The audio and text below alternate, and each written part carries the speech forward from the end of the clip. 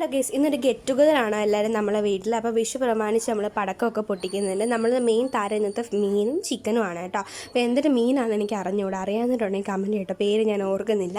അപ്പം ഇവിടുത്തെ main chef ഷാങ്കോച്ചനാണ് കേട്ടോ. ഷാങ്കോച്ചനാണ് ഇവിടുത്തെ മസാല എല്ലാം തയ്യാറാക്കുന്നത്. കൂടെ ഞാൻ ഹെൽപ്പ് ചെയ്ത് കൊടുക്കുന്നുണ്ട്. അങ്ങനെ മീൻ്റെ മസാല എല്ലാം മീൻ നല്ലോണം പുരട്ടി വെക്കുന്നുണ്ട്.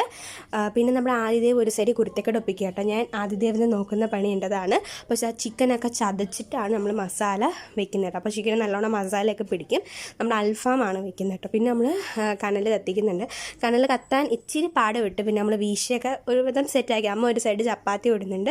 അങ്ങനെ നമ്മുടെ ഫസ്റ്റ് സെറ്റ് ചിക്കൻ വെച്ചിട്ട് നമ്മളെല്ലാവരും വീണ്ടും പടക്കം കാര്യങ്ങളൊക്കെ പൊട്ടിക്കാൻ പോയിട്ടോ. കമ്പിത്തിരി എല്ലാം പൊട്ടിച്ചു. പിന്നെ ഇത് ടോം ആൻഡ് ജെറി പടക്കം പൊളിയായിട്ട് അതായത് ഇതിങ്ങനെ പൊട്ടാകുമ്പോൾ നമ്മൾ ടോമും ജെറിയും അടി ഉടുന്നൊക്കെ കാണും കേട്ടോ. നല്ല രസമുണ്ടായിരുന്നു.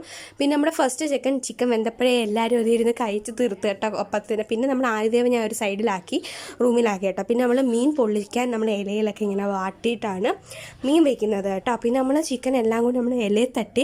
അപ്പം തന്നെ ചിക്കൻ പകുതിയൊക്കെ എല്ലാവരും അവിടുന്ന് ഇവിടെ നിന്നൊക്കെ പിച്ചി. പിന്നെ നമ്മളെല്ലാവരും വാഴയില തട്ടി പൊറോട്ടയും ചപ്പാത്തിയൊക്കെ ഉണ്ടായിരുന്നു. അതൊക്കെ കൂട്ടി കഴിച്ച് നല്ല ടേസ്റ്റിനാണ് കേട്ടോ. കറക്റ്റ് നമ്മൾ പുറത്തുനിന്ന് വാങ്ങിക്കുന്ന അൽഫാം കണക്കിരുന്നു.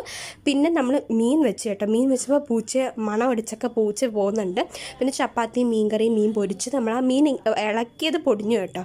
പിന്നെ മീൻ ഞാൻ നല്ലോണം കഴിച്ചില്ല, കാരണം അപ്പോഴത്തേനും എൻ്റെ വയറ് നല്ല രീതിയിൽ ഫുള്ളായിട്ടുണ്ടായിരുന്നു.